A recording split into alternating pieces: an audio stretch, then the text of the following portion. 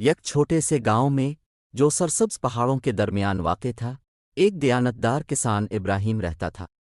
وہ اپنے کھیتوں پر دن رات محنت کرتا، بیج بوتا اور فصلوں کی دیکھ بھال کرتا۔ اس کی زمین گاؤں میں سب سے بڑی نہیں تھی، مگر اتنی تھی کہ وہ اپنے خاندان کا پیٹ پال سکے۔ ہر موسم میں وہ گندم، جوار اور سبزیاں اگاتا، جنہیں وہ بازار میں بیچ کر ایک معتدل زندگی گزارتا۔ ابراہیم گاؤں میں نہ صرف اپنی محنت کے لیے مشہور تھا بلکہ اپنی سخاوت کے لیے بھی جانا جاتا تھا۔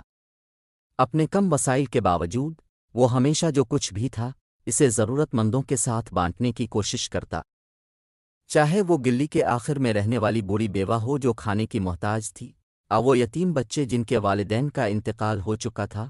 ابراہیم کا دروازہ ہمیشہ کھلا رہتا اور اس کا دل اس سے بھی زیادہ کھلا تھا۔ ایک دن ایک خاص طور پر بہتر فصل کے بعد ابراہیم اپنے کھیتوں کے سامنے کھڑا تھا اور اپنی محنت کے پھل پر خوش ہو رہا تھا۔ اس نے ابھی گندم اکٹھی کی تھی اور بازار میں بیچنے کی تیاری کر رہا تھا کہ اس نے کچھ تھکے ہوئے مسافروں کا گروہ دیکھا۔ وہ بہت زیادہ بھوکے اور تھکے ہوئے لگ رہے تھے اور یہ واضح تھا کہ وہ کئی دنوں سے کچھ نہیں کھائے تھے۔ ابراہیم نے فوراً انہیں اپنے گھر بلایا۔ کھاؤ اور آرام کرو، ابراہیم نے مسکراہٹ کے ساتھ کہا۔ تم یہاں خوش آمدید ہو۔ مسافروں نے اس کی مہمان نوازی کے لیے شکریہ ادا کیا اور اس کی دعوت قبول کی۔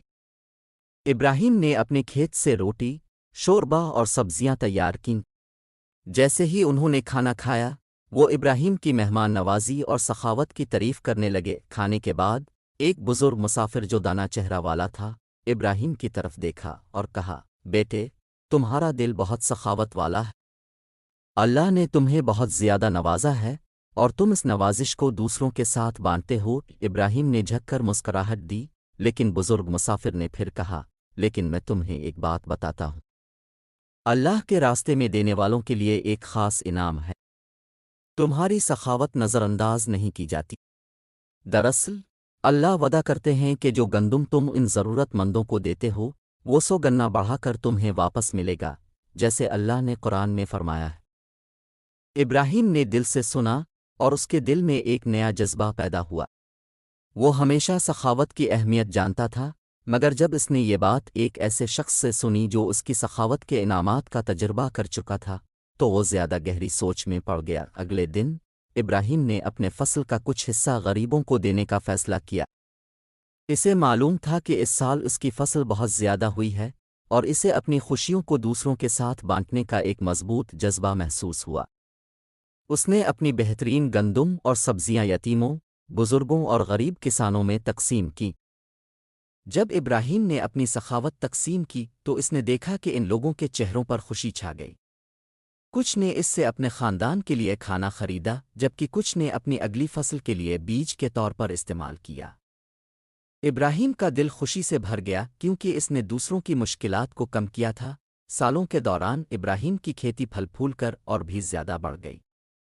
اس کی فصل ہر موسم میں زیادہ اور بہتر ہوئی اور اس کی شہرت ایک نیک اور سخاوت والے شخص کے طور پر پورے گاؤں میں پھیل گئی۔ ایک دن جب ابراہیم بوڑھا ہو گیا اور اپنی زندگی کے آخری ایام گزار رہا تھا، اس نے اپنے عملوں پر غور کیا۔ وہ جانتا تھا کہ اللہ نے اس کے انعامات اس طرح سے بڑھا دیے تھے جس کا اس نے کبھی تصور بھی نہیں کیا تھا۔ اس کی دولت نہ صرف زیادہ ہوئی تھی بلکہ اس کا دل بھی مہربانی، ہمدردی اور شکر گزاری سے مالا مال ہو گیا تھا۔ ابراہیم جانتا تھا کہ اس کی اصل دولت وہ گندم نہیں تھی جو اس نے اگائی تھی، بلکہ وہ محبت اور برکات تھیں جو اس نے دوسروں کی مدد کر کے حاصل کی تھیں۔ جب ابراہیم کا انتقال ہوا تو گاؤں کے لوگ جمع ہوئے اور اس کی یاد میں باتیں کیں۔ انہوں نے اس کی سخاوت اور اس کے بدلے زندگیوں میں آنے والی تبدیلیوں کا ذکر کیا۔ اس کی کہانی ایک یاد دہانی بن گئی کہ صدقہ دینا صرف پیسہ کھانا دینے کا نام نہیں ہے، یہ دولت کو پاک کرنے، اللہ کے قریب جانے اور اس کے انعامات کو حاصل کرنے کا ذریعہ ہے۔ ماسل صدقہ دینے سے دولت پاک ہوتی ہے اور اللہ کی طرف سے بے شمار انعامات ملتے ہیں۔ جیسے ایک چھوٹا بیج ایک بھرپور فصل میں تبدیل ہو جاتا ہے، ویسے ہی صدقہ کے عمل کا انعام بھی اس دنیا اور آخرت میں بڑھتا ہے۔